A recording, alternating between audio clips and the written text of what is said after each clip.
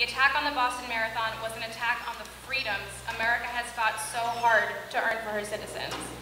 This week and in the weeks to come, we are all Bostonians. As the city of Boston is recovering from the devastating bombings that killed 5 and injured 300, NYU held a vigil for the victims of the Boston Marathon bombings and remember Sean Collier, an MIT security officer who was gunned down in action.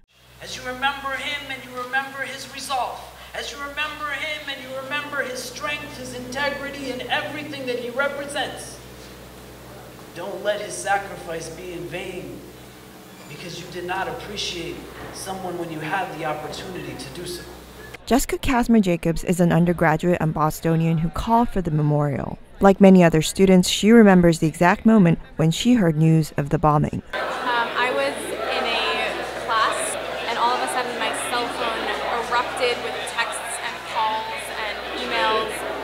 I think it actually disrupted the class if I recall correctly, and I didn't hear anything from the news or media sources. First, I heard it from family and friends who were concerned for my well-being. Students were moved by the speeches, but remained concerned about repercussions. There was a lot of talk about, how will the media portray Islam and Muslims, and the first thing that comes to mind as soon as, you hear there's a terrorist attack or any attack in the U.S. specifically, the first thing that comes to mind is obviously terrorism. And so far, the outpouring has been actually, really good, and people, understand that just because you look a certain way or you believe a certain thing doesn't mean that you're associated with acts of terrorism. Candles were lit in remembrance of the victims as NYU sent Bostonians hopes of a speedy recovery. For NYU Now, Elizabeth Matsumoto reporting.